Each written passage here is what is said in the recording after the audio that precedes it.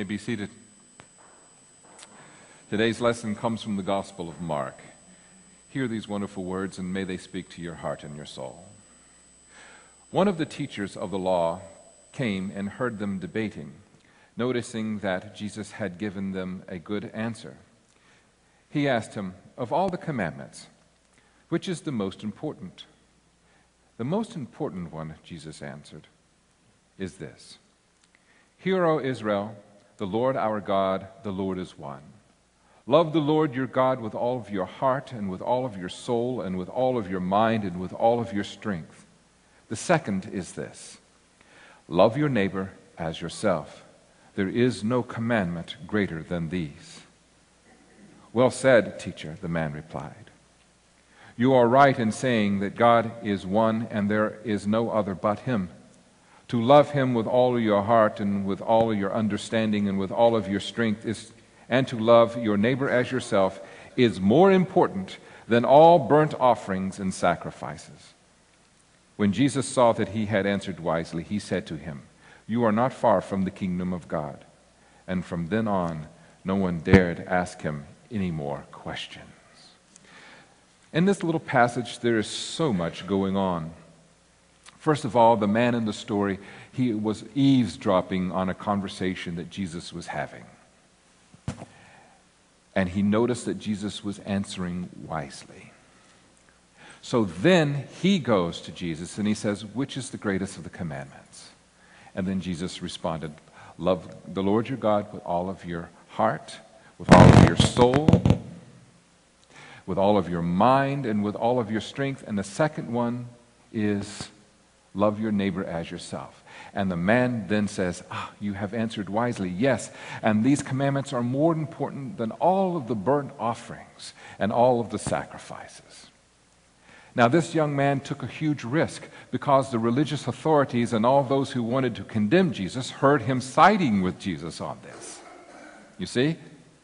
But it was more important for this person to know the truth than it was to be on the right side of things. Another thing happens in the story that is different from Matthew and Luke's version of it. You see, those three all tell the story, but this one is different in this way. This person is not an antagonist toward Jesus. In Matthew and in Luke, it is a lawyer, if you recall, trying to trip Jesus up and fool him into saying something that they could then hang on him and condemn him. And the Gospel of Luke, it's the one where then after Jesus gives the answer, if you remember, the lawyer says, "Well, then who is my neighbor?" And then we have the story of the Good Samaritan. All right? But in Mark, which was the first of the three Gospels, the synoptic Gospels written, first of all 4 Gospels written, this person is not an antagonist. He is someone who is seeking and searching. Now, Moses gave the 10 Commandments, right? You all, Charlton, Heston, I think we've had one recently. Okay, you all got big tablets. From those 10 Commandments, as Hebrewism evolved into Judaism, they had to define what it meant not to work on a Sabbath. So you had to figure out what was weight and measures and what activities and so on. So those 10 Commandments eventually became 613 laws. When he asked Jesus, "Which is the greatest commandment?" and Jesus responded with, "Love the Lord your God with mind, soul, strength. Love your neighbor as yourself." Neither one of those are in the 10 Commandments. What? No, they're not. Neither one of those are in the 10 Commandments. Now, love the Lord your God with all of your heart, your soul, your mind, and your strength describes the first 4 of the 10 Commandments. And love your neighbor as yourself. What is going on? Okay, I guess I'm just thunderous today, so you have to deal with it. All right, and the love your neighbor as yourself describes the last 6 of the commandments. So what Jesus and this young lawyer do is they take that 613 and they condense it into 2 statements. Which would be easiest for you to do? And this is a trick question, so think carefully. Which would be easiest for you to do? Memorize 613 laws or live by 2 statements? Which would be easier? You have to be, you see, I hear you, some of you are thinking out loud. That's always dangerous. Yes. You see, one of the problems I've always had with rule-based religions, I don't care which one they are, is that oftentimes if you memorize the rules and you claim to live by the rules, how you treat people doesn't matter, right? That's the problem with rules-based religion. When I was growing up in my former tradition, I had 6 laws that I had to remember. Don't drink alcohol. Don't smoke cigarettes. Don't go to R-rated movies. Don't cuss. Don't have sex before marriage, and don't dance. Those were the 6. And I'd be damned, I tried, but you know, and the truth be known, if you did all 6 in one night, you might feel guilty the next day, but boy, what a night. But if somehow you could live by those laws, you were righteous before God. And even with 6, many of us failed. The problem with rules-based religion is that if you're following the dogma, the doctrine, somehow you think now you're righteous, and those people seem to become the most judgmental and self-righteous people that we encounter. So here in just a few words, Jesus and this young lawyer, and it says lawyer, it's not talking about a civil lawyer, like you go to a lawyer to help you in court. It's an expert on the law, the religious law. So Jesus and this lawyer condensed 613 laws into 2 statements. But those 2 statements are packed with lots of stuff. And they're very, very difficult and challenging to live by. Let's look at the first part. Love God with all of your heart, your soul, your mind, and your strength. How do we do that?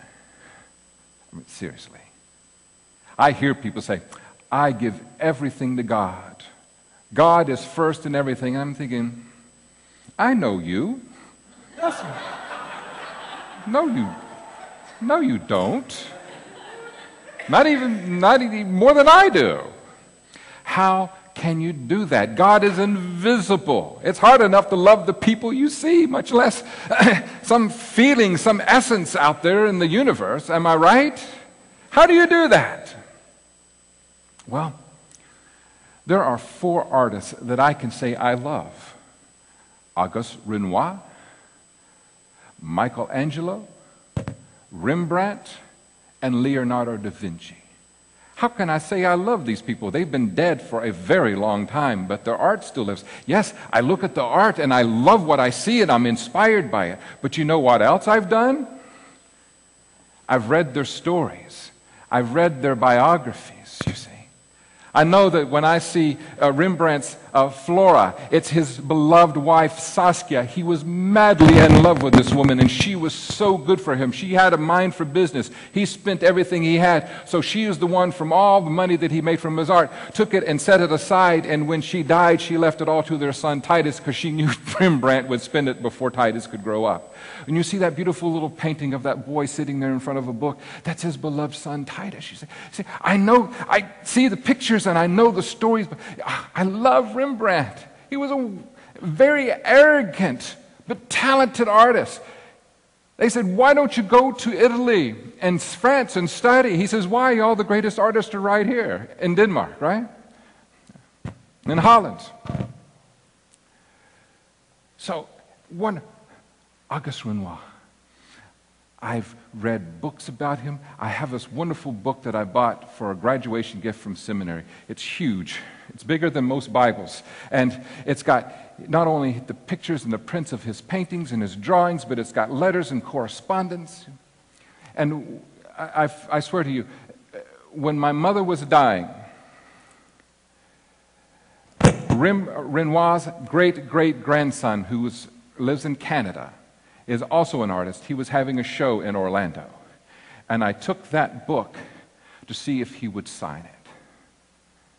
And they said, well, you know, really, we're wanting you to buy a print, I said, please, please. This is my mother's favorite, my favorite. Would you please? After everybody was gone, he says, let me take a look. Oh my God, this is the best book that was ever written about my great-grandparents. And he was flipping and saying, oh, there's my great-grandmother. Oh, there's my father. Oh, there's my uncle.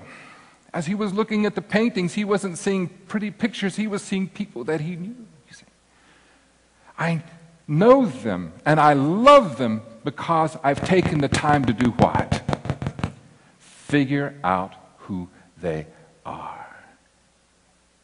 I know their faults, I know their triumphs, I know their failures. I know where they compromised themselves. I know where they did not, you see. So I can know someone and love someone that I've never seen because I've taken the time to what? Find out who they were and who they are within me. One of my favorite comedians, D.L. Hughley, very successful in the comedy world, told this story about his biological father. After D.L. had already had much success, he revealed that his biological father abandoned him and his mother when he was a tiny little baby.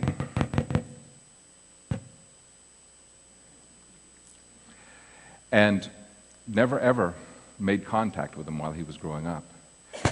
Years later, D.L.'s mother married a man who adopted him, and he raised him, spanked him, praised him, taught him how to be a man, how to be a gentleman, taught him how to be responsible. He was there for his fights, he was there for his triumphs, he was there for his failures, and that is who he considered dad. Now, D.L.'s wife and some of his friends thought it was important for D.L. at this stage of his life to reconnect with his biological father. He didn't want to, but they insisted, so he agreed. His wife was able to locate his biological father, and they set up a meeting. They met in his backyard.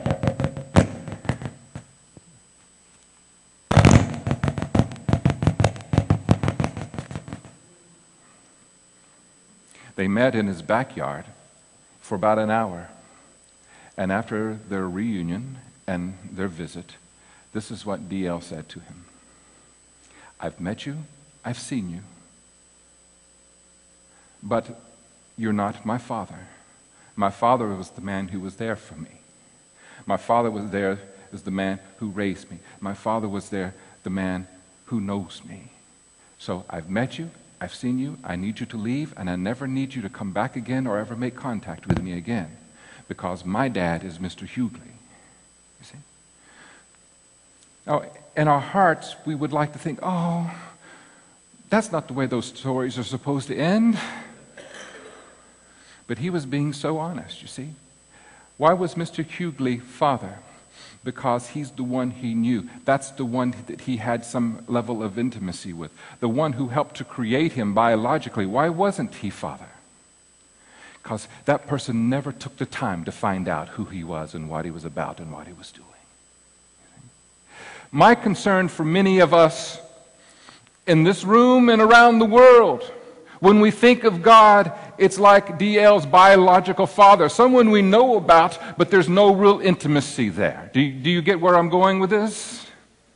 If you truly want to know what it means to be a child created in the image of God, it's imperative that you take the time to figure out who that is that's raising you, who's there to pick you up when you fall down, who's there to celebrate and clap for you whenever you have your victories, who's watching over you, who's allowing you to fall off the bicycle and the skateboard and the roller skates and all that, but is always there to help you along. That one who allows you to go through the trials and the tribulations, but who always guides you through the wilderness with a greater sense of self and knowledge about who. That is who Father is. That is who Mother is. That is who God is. And if you're going to be the person God created you to be, then it's imperative that you know who God is.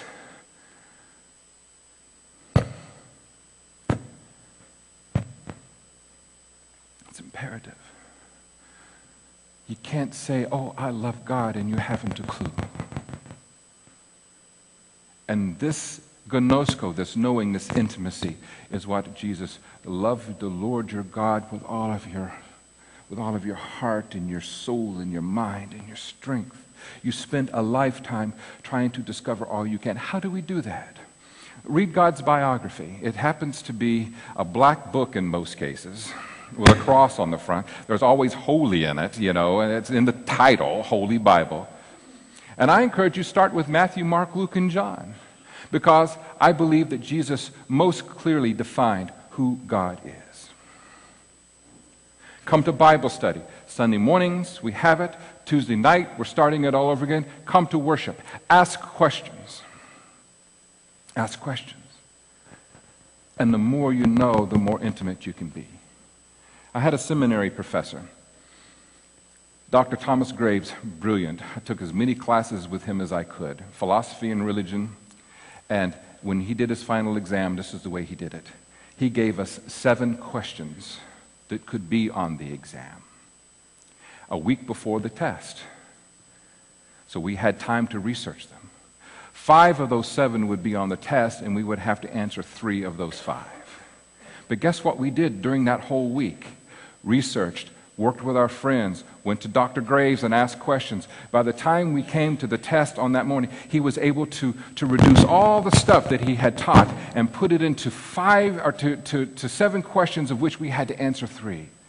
And even though I only answered the 3 of the 5 of the 7, I still had a sense of all that he taught me. And this is what Jesus and this lawyer did, is they reduced all the laws, all the dogma, all the doctrine into 2 statements. Love God with everything you have, and what? Love your neighbor as what? I wish I had more time to talk about that. So I'm just going to plant a seed, and we'll talk about it more later, because it's already 11:30 and counting, and I know we still got communion to do. But listen to this. In my personal journey, and as I've helped others in their journeys, one of the greatest obstacles in anybody's life is learning how to do what? Love self. The reason we become drug addicts and alcoholics and do very unhealthy things in our life is because ultimately we hate what? Self. Most of the really stupid decisions that we make, most of the bad habits, most of the relationships we figure out how to sabotage, most of the jobs that we figure out how to sabotage, and opportunities we figured out how to sabotage, is because ultimately we do not what? Love self. Think about the people in history who have made a huge difference in the world. They could not have been a Gandhi, a Martin Luther King Jr., an Abraham Lincoln, a Mother Teresa. They could not have been a Nelson Mandela if they did not have a strong sense of who they are and love themselves enough not to fall prey to all the things that tempt the ego. See, a sense of loving self. If you do not love yourself, your capacity to know and love God and to love your neighbor is severely diminished. I know people who do wonderful things for humanity, but oftentimes they do it out of a need to prove to themselves that maybe they're all right after all. Think how much more powerful and potent your acts of kindness and unconditional love would be if you're not trying to prove that you are a good person, but you just live as if you are a child of God, and what you give and what you share is a natural expression of who you are. You see? And you can spend a lifetime learning how to love and appreciate you, because you are a child of God, created in the image of God. How are you going to live into that if you hate yourself? So to say, which is easier, obey and memorize 613 laws, or to love God with everything that you have and your neighbor as yourself? Which one is easier? I say the memorization is easier. But loving God, loving self, and loving others is much more rewarding. And that's the kind of thing that changes lives. It's the kind of thing that changes the world, you see.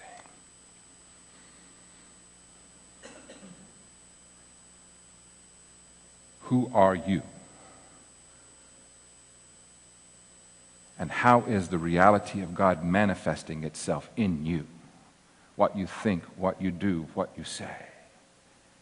Who are we? How are we manifesting the love of God and the love of self and the caring and giving to neighbor as a congregation? What more can we do? What more do we need to do? What is a new frontier and area that we've not even considered, you see? We must evolve collectively as well as individually. Take the time to get to know the one that lives in your heart and soul. Because when you do, that's when you're close to the realm of God. That's when in the finite you experience the infinite. That as you live in time and space, you're also living in that which is eternal. So now we have an opportunity, Steve, if you would come and help me. You still here? There you are. Now we have an opportunity